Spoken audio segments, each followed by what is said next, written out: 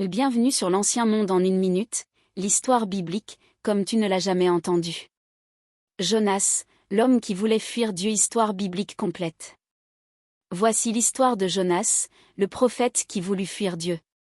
Dieu dit à Jonas, « Va à Ninive, la grande ville. Annonce-lui que son mal est monté jusqu'à moi. » Mais Jonas refusa. Il prit un bateau dans la direction opposée, vers Tarsis, pensant pouvoir échapper à Dieu.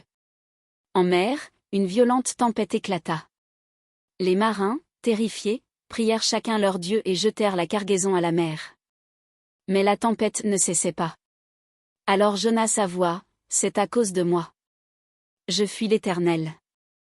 Jetez-moi à la mer. » À contre-cœur, les marins le lancèrent dans l'eau, et aussitôt, la mer s'apaisa.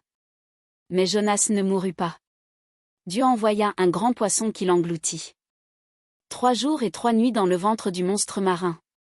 Là, dans les ténèbres, Jonas pria, « De la détresse, j'ai crié vers toi, et tu m'as répondu. Je suis descendu jusqu'aux racines des montagnes, mais tu m'as fait remonter vivant. » Dieu ordonna au poisson de recracher Jonas. Cette fois, Jonas obéit. Il alla à Ninive et proclama, « Encore 40 jours, et Ninive sera détruite. » Contre toute attente, le peuple de Ninive crut Dieu.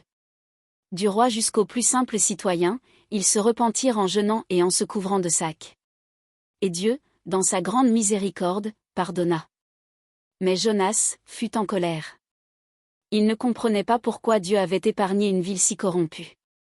Alors Dieu lui dit, « Tu t'attaches à une plante qui a poussé en un jour, et tu voudrais que moi, je ne me soucie pas de 120 000 personnes qui ne savent distinguer leur droite de leur gauche ?» L'histoire de Jonas est celle d'un homme qui voulait fuir la mission, et celle d'un Dieu lent à la colère, riche en compassion.